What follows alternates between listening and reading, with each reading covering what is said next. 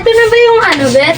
Yung sinasabi mong pinamana sa'yo ng lola mo? Ay, hindi, ito yung bahay ng lola ko. Eh, dito kasi ako titira, dito sa akin pinamana.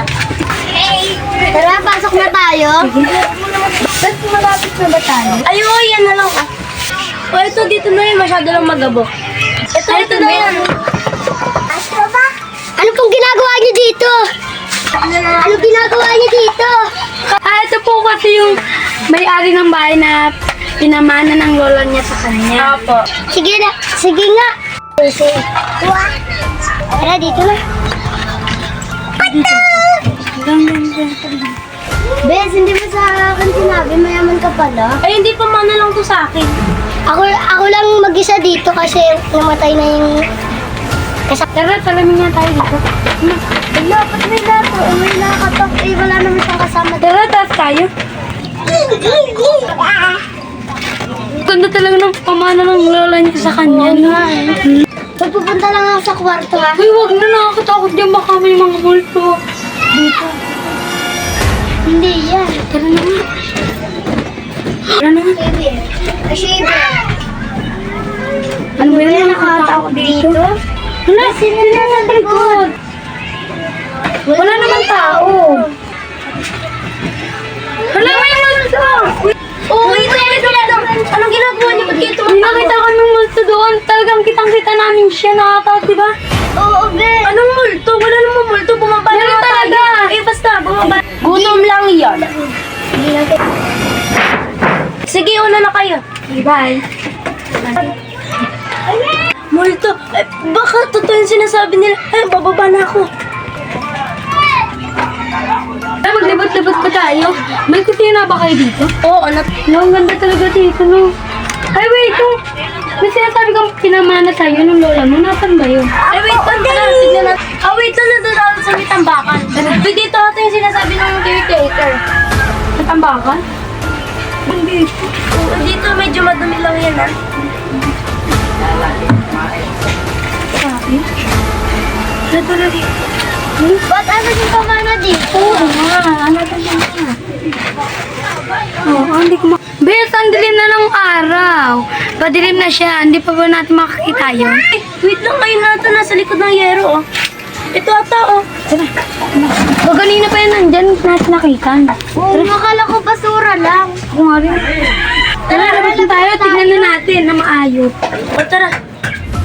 Tara, dito na. Mahangin naman dun, eh. Tara. Dahan-dahan lang, baka malaglag tayo. Ang ganda talaga dito, no?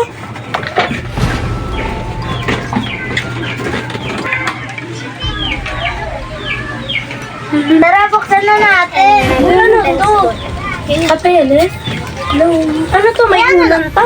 Uy, ano to? Ano to? Alam ko to. Yan ang Spirit of the Glass? Tama. Kung nararamdaman ba kayo sa likod nyo, tignan nyo nga. Wala naman Ay, wala ba? Gilar. Uy, wait lang. Bago natin laruin yan, tanong muna natin kung para saan yan. Baka mahalaga Sa matanda. Oo. Alam niya kasi kung ano man ang nangyari din eh. Oo nga, malay niyo magparamdam yun. Kaya Magparamdam? tanong muna natin. O, sige. Okay. Berto! Ano ba ng nagbabantay dito? At yung naghihintay na yung mga may-ari dito. At ang dami pang ilalagay dun sa mga truck nila. Ang dami ng mga pamana nung nanay nila. Yung matanda, tara, Sige, tanong sige, natin. tara. Ano po yung Spirit of the Glass daw po? May kwento po ba yun dito sa bahay na to? Pwede po bang ikwento niyo po sa akin? Kasi lola ko naman po yun eh. Ay sige, kukwento ko na sa inyo. Doon tayo sa may tambakan para hindi maingay. Anong year po ba namatay yung lola ko? Kasi may nagpaparamdam daw po dito eh. Oo nga po. Kasi po ko ganina may nagparamdam po sa aming matanda na babae. Oo nga po. Noong 1982, si Clara ay namatay dahil sa kanyang nobyo. Isa siyang artista, pero naisipan niya na maging aktor para mapalaki niya yung mga kapatid niya kasi hiwalay yung mga magulang niya. Eh ayaw niya sa kanyang nobyo. Pinagpipilitan ng mga magulang nila na magpakasal siya sa nobyo pero ayaw niya dahil gusto niyang mabuhay yung pamilya niya. Kaya nagbikti siya. Siya si Clara. Ang iyong ng lola mo. Kaya baka nagpaparamdam siya pero huwag niyo nang subukin na gawin ng Spirit of the Glass. Uuna na ako kasi madami pa akong gagawin kasi yung mga kahon doon na pamana sa inyo, aayusin ko pa. Huwag natin sundin yung matandang ito. Oh, ang ganda talaga na ito. Mag-concentrate na nga tayo.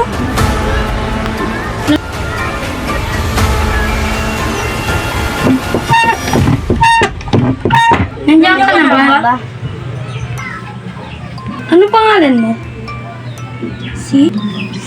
C L L A Clara? Anong nangyari sa inyo? D I E Day? Namatay? Ay! Nandiyan na siya! Hintayin niyo ako! Sorry na! Bilisan mo na kasi! Binuksan na nila yung tulay. Kailangan nila ng tulong.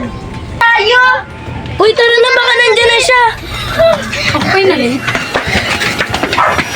Kaya na yung nagbukas ng tulay. Tutulungan ko sila. Ikaw kasi! Kayo ang may gusto na! I-try natin yung pinipigilan ko na kayo! Di ba kanina may kinuwento yung matanda na si Clara? Ba ano kanina nung nag-spirit of the glass tayo, ang lumabas ay si Clara. Oo, pati yung pangalan. Oo. At yung babaeng ang baka yun ang makatulong sa atin. O tara! Kung ano yung sarado? Ang Tulay. Oh, ito na nga kayo! May dadaan dito na lalaki. Siya si Berto, siya ang tutulong sa inyo. Halika kayo dito, sasaradin natin yung tulay. Tara, paano ba ito? Simulan na natin. Sige po. Pumikit lang nga kayo lahat. Tulay-tulay, magsarado ka na, huwag ka na magpakagam sa kanila. Abangin ng Maria na pupuno ka ng grasya ang Panginoong Diyos na sa iyo. Kang pinagpala sa babae lahat at pinagpala naman ang iyong anak na si Jesus. Santa Maria, Ina ng Diyos, ipanalangin mo kami makasalanan ngayon at kung kami mamamatay, amen. Buti rin sarado ng tulay. Salamat sa inyo. Buti sinarado na yung tulay. Hindi na ako magpapangalamdam. Sa wakas na gusto.